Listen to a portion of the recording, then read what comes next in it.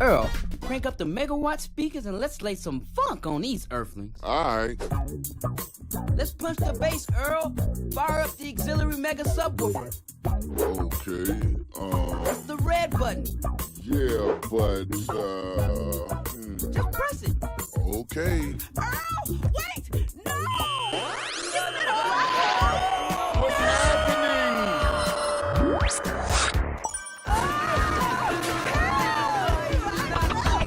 Why are we in the washing machine?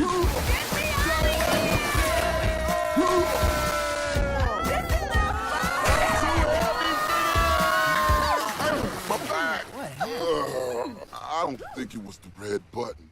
ToeJam and Earl have returned to Earth in an attempt to reconstruct their broken spaceship. Sound familiar? Well, it is, but that's the whole point of Back in the Groove, really. To revisit the original gameplay of the first two titles, mush it all together, and capitalize on the current trend of rebooting properties from the 90s. ToeJam and Earl Back in the Groove is a success in that regard, with small design choices and slight updates to the existing formula. If you never liked the previous games, you probably won't like this, but fans of the series will find a lot to love here. Much like the first game, Back in the Groove finds our funky alien rappers stranded on Earth, and they'll have to avoid the bad Earthlings while exploring randomized stages and looking for the 10 lost ship pieces. Gameplay is presented in the top-down style of the first game, but as soon as you start playing, you'll notice that lots of elements from the second game have been added. You can now search trees and bushes, or check the houses spread around the map. This smart integration adds an entire extra layer of depth and improves greatly on the simplistic gameplay of the first title. You'll also find secret levels that transport you to Funkatron, ToeJam and Earl's home world as seen in Part 2. The Hyperfunk Zone from Panic on Funkatron also makes a return here, and all of these additions make for a much deeper game. But the improvements don't stop there. Now you can level up as you explore each map and open different presents. Once you've accomplished this, you earn 3 random stat point increases that affect things like your life meter, speed, or luck. You can also pick different characters to play as, and as each one has different stats and abilities as well as starting presents, there's reasons to try them all. There are quite a few extra characters and game modes to unlock, so you'll also have a reason to play through it several times. Something that is much needed in a game as short as Back in the Groove, which can be completed in only a couple hours. Due to the randomized nature and the roguelike gameplay though, each run can be quite different. The Earthlings are definitely the co-stars of this experience. This time around there are lots of new good Earthlings who will help you on your journey if you have money to pay them. There's a wise man who identifies presents and helps you level up, an opera singer who will follow you around and destroy other Earthlings with her voice, and an Egyptian fellow who will show you all the hidden items around you. You also meet up with other aliens who offer a rhythm game dance challenge.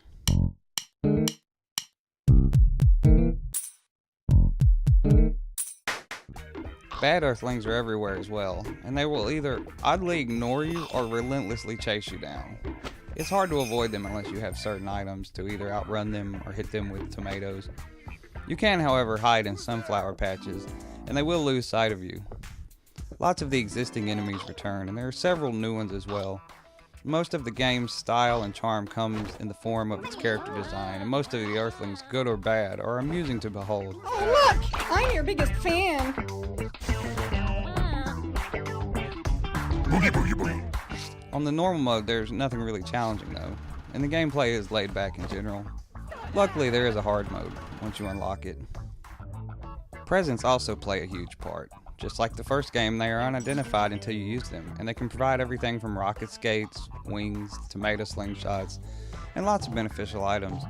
But also, like the first game, some of them will hinder you, not help you. One present will put a storm cloud over you that strikes you with lightning, and another one will loudly announce your location and draw the attention of all surrounding Earthlings.